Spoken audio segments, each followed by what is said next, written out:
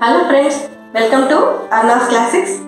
ఈరోజు మనము మన ఛానల్లో మైసూర్ బోండా ఎలా చేయాలో నేర్చుకుందాం.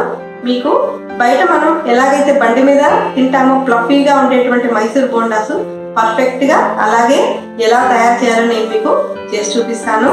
సో రెసిపీలోకి వెళ్ళే ముందు మొదటిసారి నా ఛానల్ చూస్తున్న వాళ్ళైతే సబ్స్క్రైబ్ చేయండి, లైక్ చేయండి, నా వీడియోని మీ ఫ్రెండ్స్కి కూడా షేర్ చేయండి. సో రెసిపీ స్టార్ట్ చేసేద్దాం. మైసూర్ బోండా తయారు చేసుకోవడానికి ముందుగా మనం పిండి రెడీ చేసుకోవాలి. సో ఇక్కడ నేను 1 కప్పు మైదా వేస్తున్నాను, 1/2 కప్పు బియ్యం పిండి, 1 స్పూను జీలకర్ర, సన్నగా తరిగిన పచ్చిమిర్చి ముక్కలు, టేస్ట్కి సరిపడా సాల్ట్, కొంచెం సోడా ఉప్పు.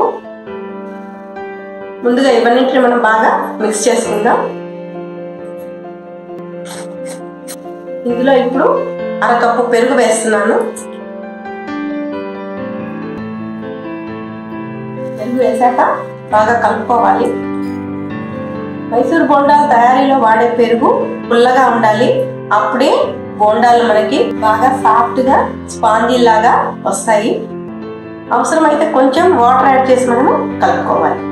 మీడియం కన్సిస్టెన్సీలో మనం దీన్ని కలుపుకోవాలి. చూసారుగా పిండి ఇలా కలుపుకోవాలి. మనకి ఇలా ఈ కన్సిస్టెన్సీలో ఉంటే సరిపోతుంది. సో ఇప్పుడు మనకి ఇక్కడ పర్ఫెక్ట్ కన్సిస్టెన్సీలో వచ్చింది. చూసారు కదా, ఈ కన్సిస్టెన్సీ ఉంటే మనకి పర్ఫెక్ట్.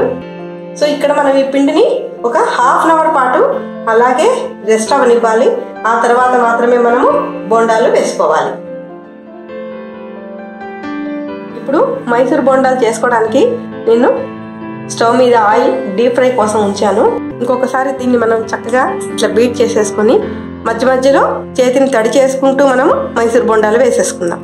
బోండా వేసుకునేటప్పుడు మనం పిండిని తీసుకొని ఇలా మెల్లగా డ్రాప్ చేసుకుంటే చక్కగా రౌండ్గా వస్తాయి మనకి.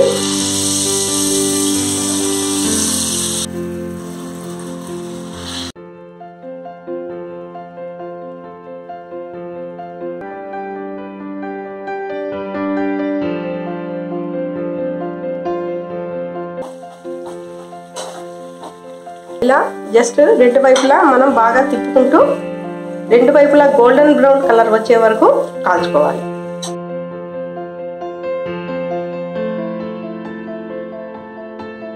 చూసారుగా మైసూర్ బోండాలు పర్ఫెక్ట్గా రెడీ అయిపోయినాయి. డిష్ అవుట్ చేసేసుకుందాం.